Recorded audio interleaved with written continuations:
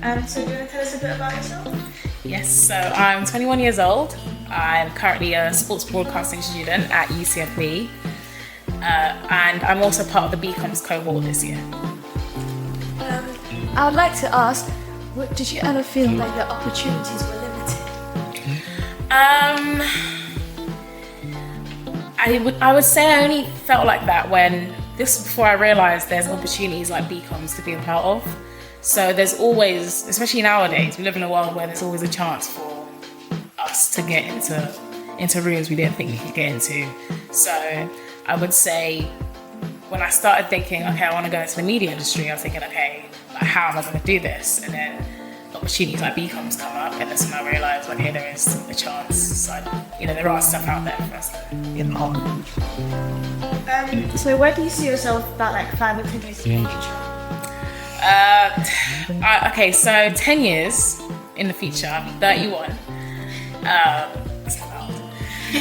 And I see myself fairly established in the industry. I see myself interviewing players on a regular basis, especially if I could possibly get into the Arsenal's media in the first 10 years. And then obviously after that, I'll hopefully establish into bigger broadcast channels. But I just see myself, being more of a regular face on your TVs, talking about sports and interviewing your favourite players and managers and stuff like that. Has anyone in your family ever done something? Yes, similar, yes. So my sister does, at university, she done broadcast journalism. So not specifically sports, but broadcast journalism. So having her, she's like 28 now, so having her help me, especially if there's certain assignments, i.e. handling cameras, she kind of helped and stuff like that. So I would say I come from a family where we're not scared of cameras type of thing, or we've like practiced and we've gained our confidence, so that definitely helps. Yeah. So did you ever think about other careers that you would be interested in? I would say yes. Actually, in year 10, I done for my work experience, I went to a law firm.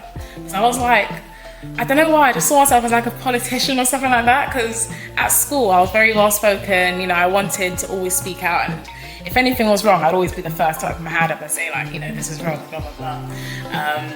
So yeah, I guess like politics and like the law side of things I found it interesting, but then I thought to myself, can I see myself doing this for like the rest of my life? Like, will I get bored? And that's one thing I don't want to ever do, get bored. So I thought maybe not, but I guess it kind of ties in with what I'm doing now in a sense of, you learn communication, you learn working with different people who have different ideas and stuff like that, so I guess it all ties in. How did you maintain a healthy lifestyle like when growing up as an athlete? My lifestyle in terms of diet probably wasn't the best, to be honest. Like, my older sisters will always encourage me to, eat your greens and stuff like that. Apart from playing football regularly, and then obviously gym sessions to help build my strength, especially after injuries. My diet wasn't the best, I'll be so honest. Like, after training, I would go grab like a KFC or something. So I wouldn't ever recommend that.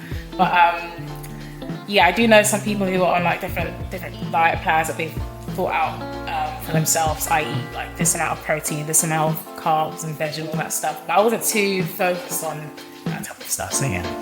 How long did you play for to be like you got scouted and played for? So I was obviously with Arsenal, the girls kicks program, until 60. And then when I went to football college, that's when I thought to myself, okay, I actually want to play for an outside team. So I joined Leighton Orient, and then after Orient, I went to Brentford, but that's when I started falling out of love with football. So I wasn't as committed to traveling down to training sessions and stuff like that. So I would say 16, 17, 18 is when I found myself in like academy teams, but after that, it kind of just went. So I play at my university now, so I just play university football, which is still very good. But yeah, as for playing for proper teams, I don't do that anymore. So what does it take to become a professional? I would just say it takes a lot of, I wouldn't say I'm a professional yet, definitely not a professional yet, but I would say looking at professionals who I aspire to be, I would say it just genuinely takes a lot of hard work and commitment, and to show that it was serious as well, because when you're finally in a room, you've got to, you know, how do I word it?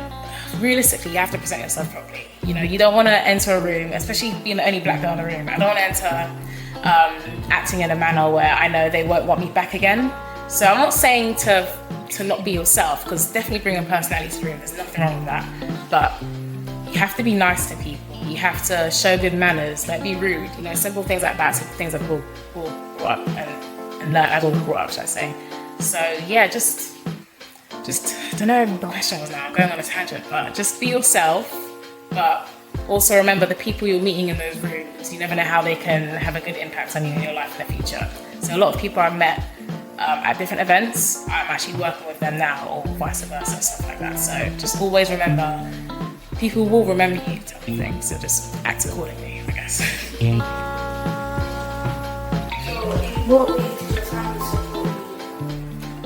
Many ways, I would say.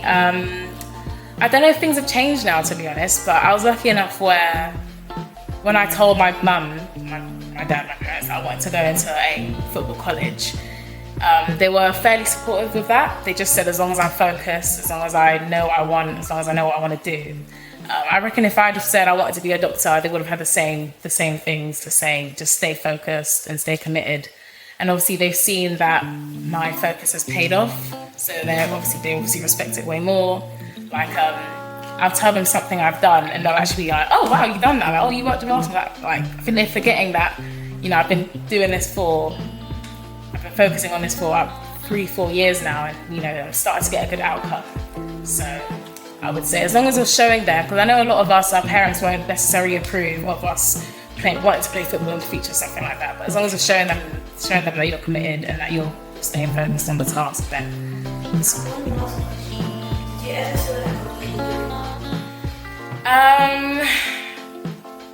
terms of completely giving up, that was probably when I was around like 18. So like last year of college, where I thought, I don't know what I'm gonna do next. You know, I've committed to football like my whole life. I've got my GCSEs, yes. I've done an NCFE level 3, so it's not an A level specifically. Obviously, it ties in the same amount of qualifications. And when I fell out of love with football and thinking what I could do next, in that like 6-month period, that's when I felt like, you know, I've hit rock bottom. Don't know what else to do. But something always comes up, even when you're thinking, can't do it no more, or I'm gonna have to change. Something always pops up. So. What is it? So BCOMS stands for Black Collective of Media and Sport, and it's basically an initiative that helps to push Black and ethnic people into the sports media industry. So for example, getting access to press conferences, getting a chance to interview players, going to different sporting events. So it doesn't just focus on football. There's rugby, there's tennis, there's athletics, you name it, they probably do it. And they also have a lot of connections with football teams, basketball teams, etc. So yeah, it's just it's a way to get into the industry, and it supports girls and boys like me. So my dream job is to be a sports presenter. So the same way you see Alex Scott presenting on TVs, I one day hope to overtake her.